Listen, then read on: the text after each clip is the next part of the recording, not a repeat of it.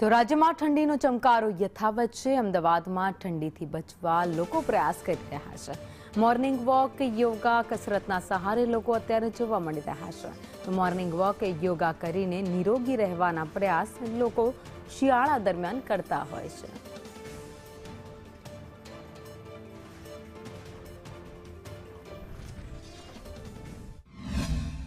सर्दी सबसे सुहानी होती है और प्रहलादनगर गार्डन की रौनक तो आप देख रहे हैं। इधर लोग प्राणायाम कर रहे हैं, उधर वॉक कर रहे हैं, तो आकर के ऊर्जा ही ऊर्जा बटोरते हैं और उसमें जब संगीत का तड़का लगता है तो आनंद विशेष हो जाता है।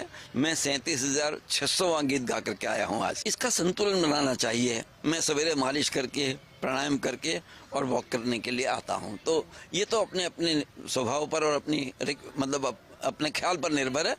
सब चीज अच्छी है, लेकिन सबसे उत्तम योग कहेंगे। ने मारी उम्र 76 ની છે, પણ આ યોગથી ખરેખર શિયાળાની ઋતુમાં આપણે ઘરના ગોદડામાં સૂતા રહીએ એના કરતાં અહીંયા આવી અને યોગ કરીએ તો આપણા શરીરને, મનને ને તનને બેને ખૂબ જ આનંદ આવે છે। અને આ આહલાદક વાતાવરણમાં અમારા હંસાબેન ખૂબ જ સરસ અમને યોગ કરાવે છે।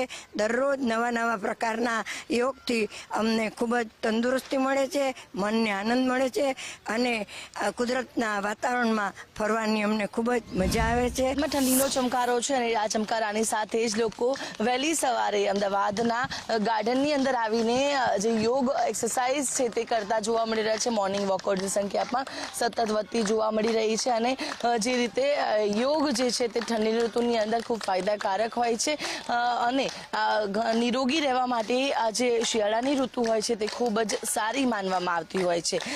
ઠંડીની ઋતુની અંદર જે શરૂઆતના અને ખાસ કરીને જે ઠંડીના ચમકારા વચ્ચે જ્યારે શ્વાસને તકેદારી રાખી લેવામાં આવે તો તેનાથી આખું વર્ષ જે છે તે નિરોગી રહેવાય છે અને ખાસ કરીને શરીરની અંદર જે સ્ફૂર્તિ હોય છે, તંદુરસ્તી હોય છે તે બરકરાર રહેતી હોય છે। ત્યારે જોઈ શકાય છે કે સિનિયર સિટીઝન્સ હોય કે યંગસ્ટર્સ હોય, સૌ કોઈ અત્યારે હાલ આ પ્રકારે યોગ કરતા જોવા મળી રહ્યા છે। બીજી તરફ પણ જોઈ શકાય છે કે આખા અલગ અલગ આસનો જે છે તે લોકો દ્વારા કરવામાં આવે છે।